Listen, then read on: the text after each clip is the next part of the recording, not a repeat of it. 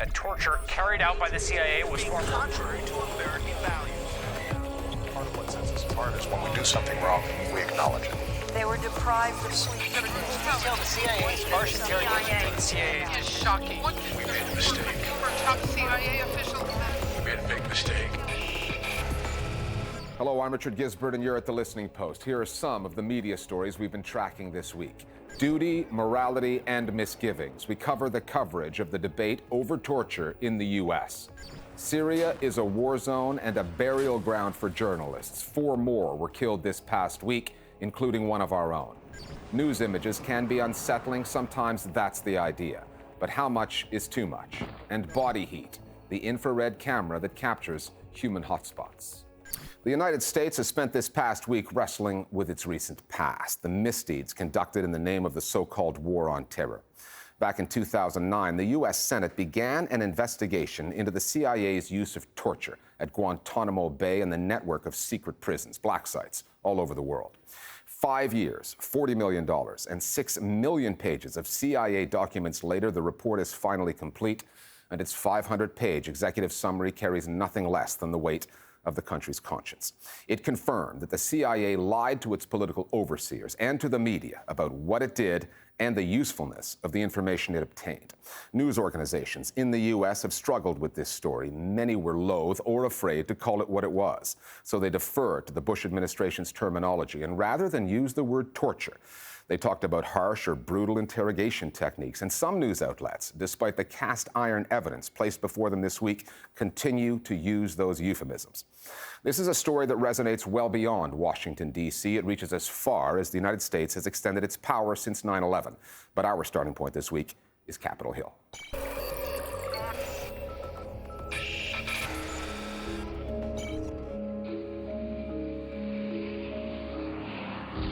They say the devil is in the details, and the details in this report are diabolical.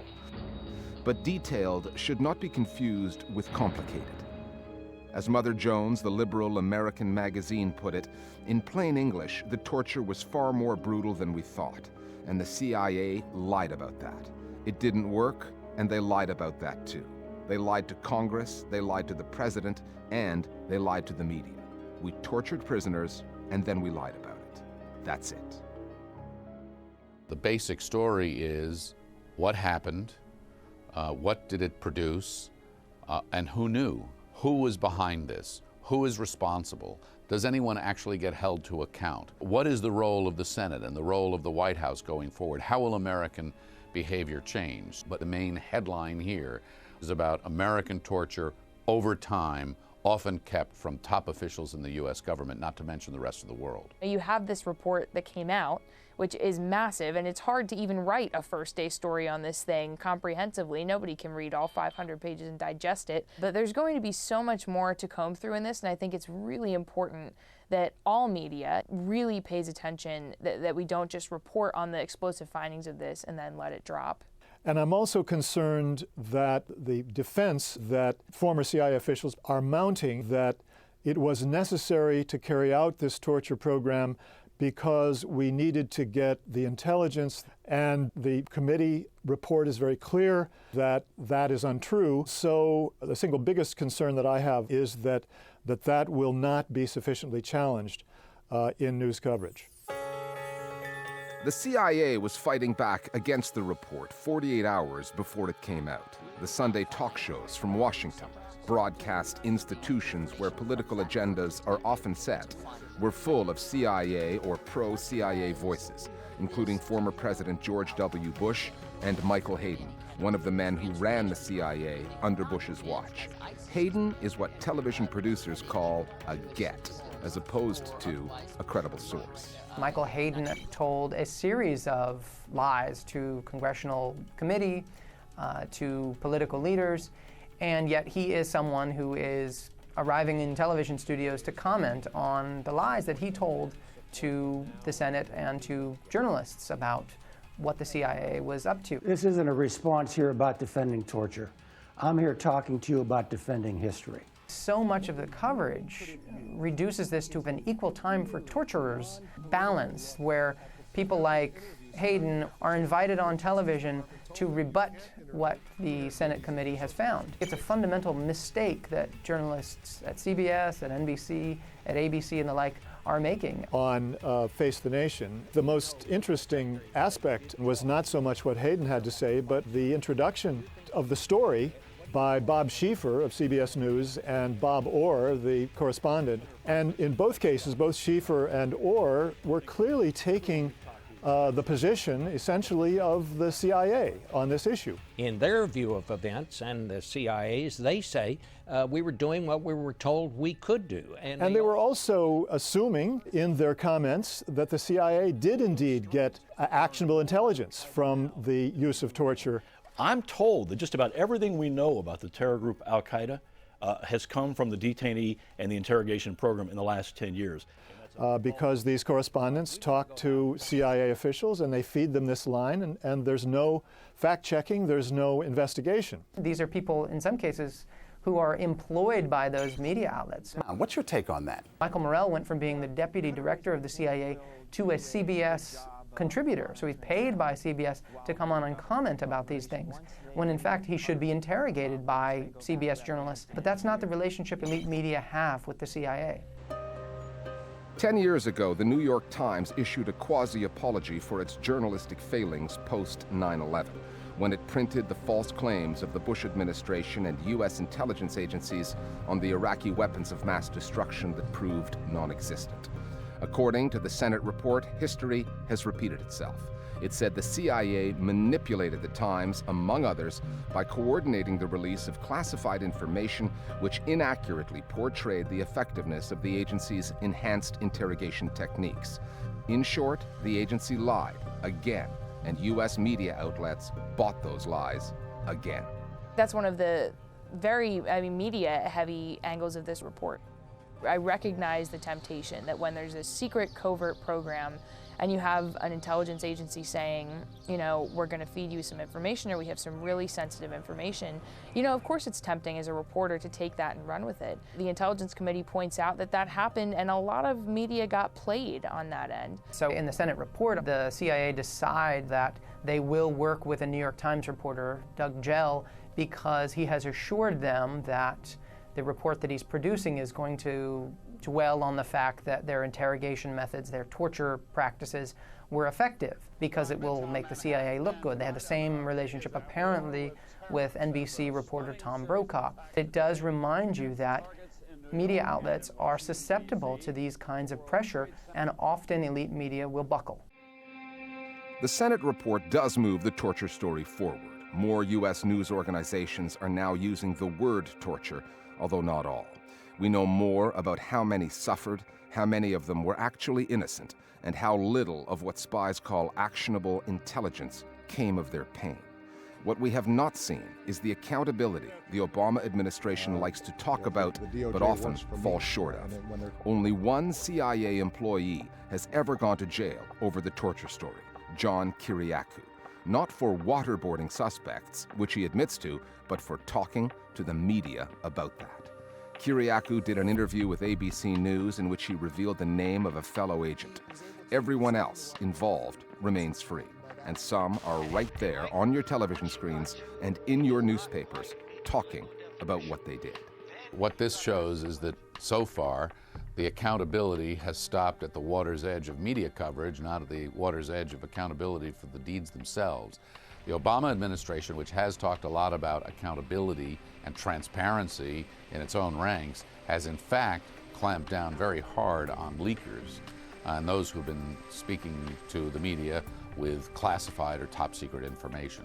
The question of accountability now really will be one less of those who've been held to account for speaking to the media and those who may be held to account for the deeds themselves. I think that's the next story here, the story of accountability.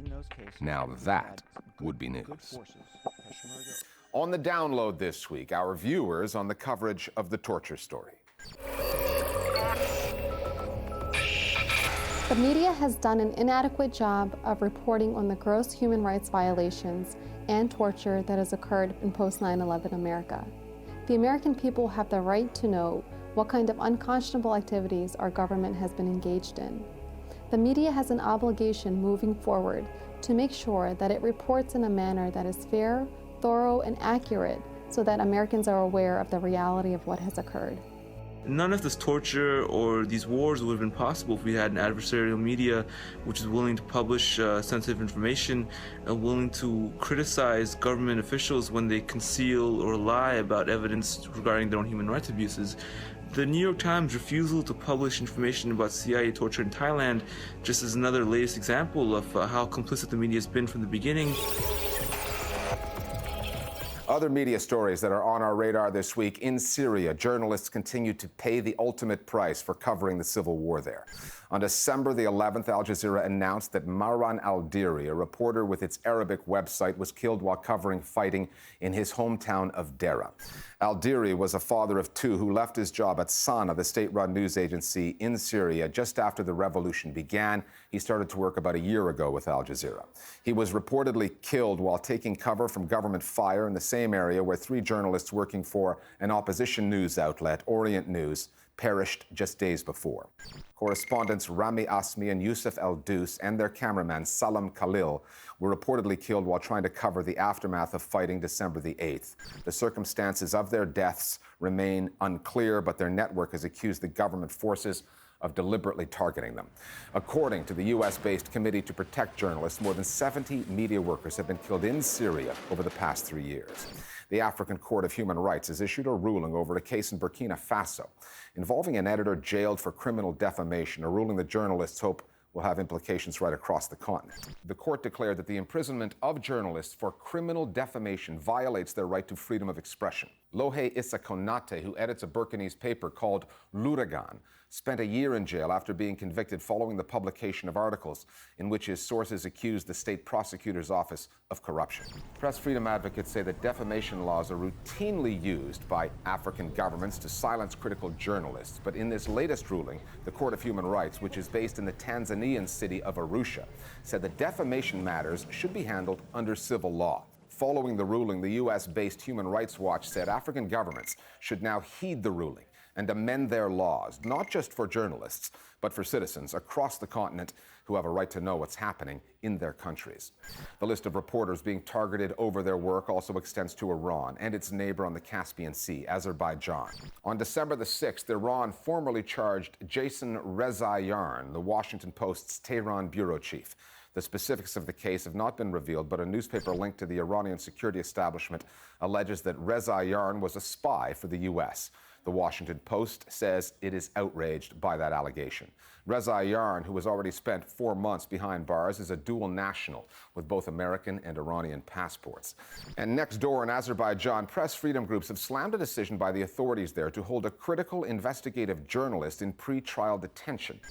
On December the 5th, Khadija Ismailova was sentenced to 2 months in prison ahead of a trial in which she's been accused of inciting a man to commit suicide. If found guilty, she faces up to 10 years in jail. Over the past couple of years, the journalist, whose work sometimes appears on the U.S.-funded Radio Free Europe, has reported extensively on the financial activities of family members of President Ilham Aliyev. 2014 is drawing to a close, and the news pictures have, as always, told some disturbing stories. We've seen civilian casualties and military conflicts in the Middle East and Ukraine. Pictures of the refugees that those conflicts have produced, economic migrants desperate to find new homes and new lives, and the images of those who didn't make it. Sometimes, as in the cases of James Foley and Stephen Sotloff, two journalists beheaded by their captors from ISIL, the images are used for the purposes of propaganda. What news outlets do with those pictures fuels a never-ending editorial debate on ethics and graphic imagery. Some argue that explicit images of violence are dehumanizing, exploitative, even voyeuristic. And then there's the social media factor, platforms on which just about anything goes, effectively lowering the bar on the limits of the acceptable. The Listening Post's Marcela Pizarro now on why graphic images matter.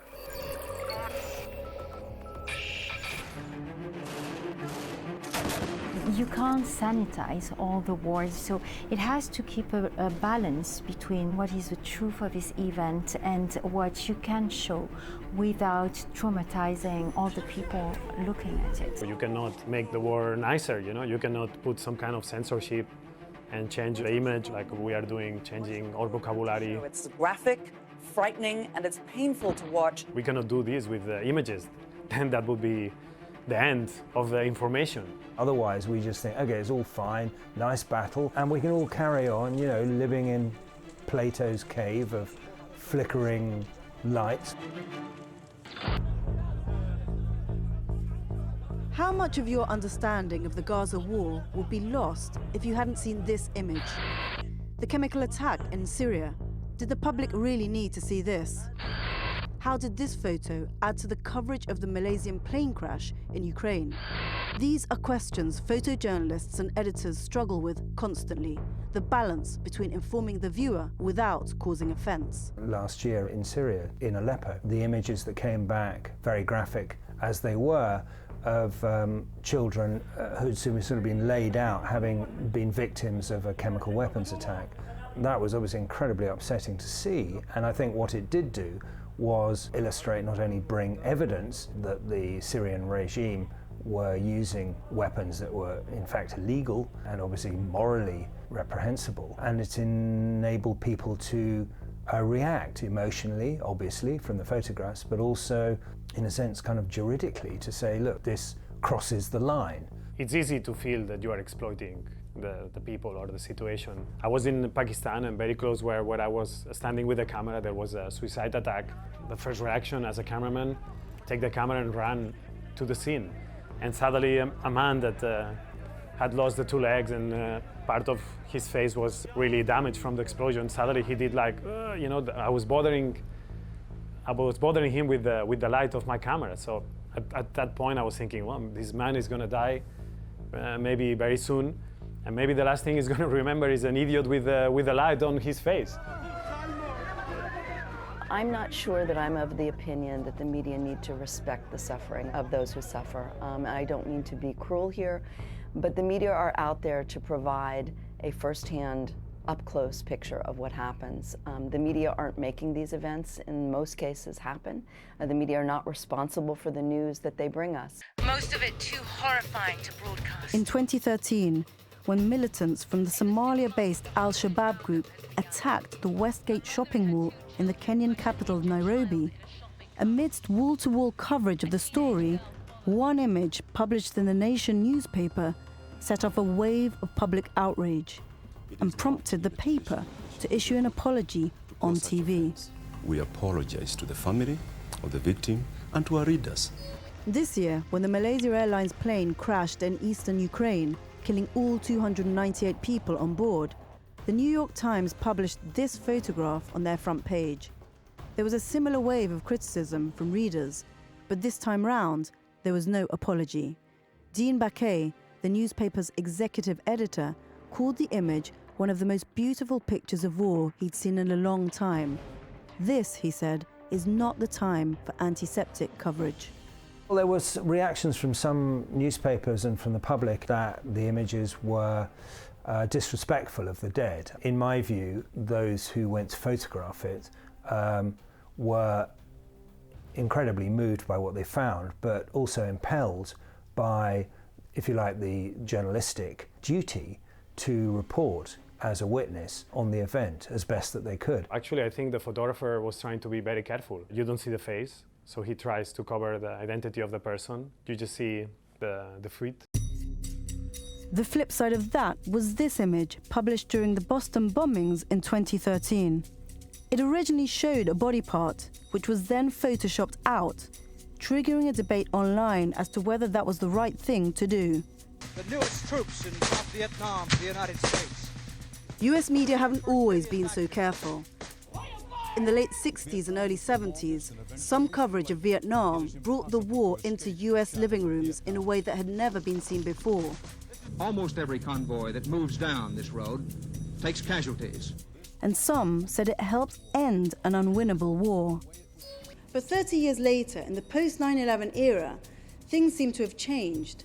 The US media are more selective, images are less graphic, and some outlets have been accused of sheltering the public from the reality of war. But when it comes to making an editorial call on how graphic an image can be, it doesn't just depend on what the image shows, but who it shows and where it's taken.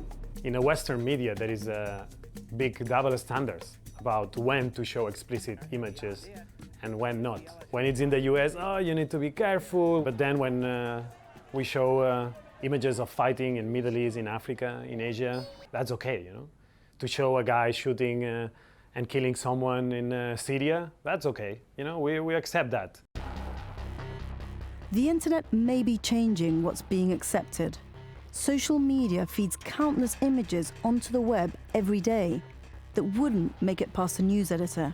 And as citizen journalism gathers force, tells its own truths, breaks up hierarchies of information, the traditional media are feeling the pressure to compete, which may lower the bar they're setting for themselves. There's a pressure on you to push you to show more and more. The kind of videos we have to deal with now, very often they are not shot by us, and first of them are the beheadings from the Islamic State. So what do we do with that? Do we really want to show people's heads cut off, brain destroyed in front of the camera, etc., etc.? Most of the time the answer is no. When we saw Gaddafi in Libya, the people who took his picture were the people that killed him. And so there's much more potential for propaganda where amateurs, that is to say, people that are in fact combatants within a conflict, become managers and manipulators and disseminators of images. Is it good that there are people out there with cameras? I say absolutely. I say the more pictures that can flood our public sphere, the more full will be our knowledge of the events that they are depicting. But what we need to remember is to be responsible in terms of how we understand the pictures that are being thrown our way. More voices on the download now on news imagery. But if your country is big enough to fight in a war, it needs to be big enough to look at it. At the same time, you have to walk a very fine line in terms of what you show. It's important that we don't shield people from the realities of war, but it's apparent that some images are only shown for their shock value, rather than their ability to educate. Images are often meant to persuade, and we have to remain cognizant of this.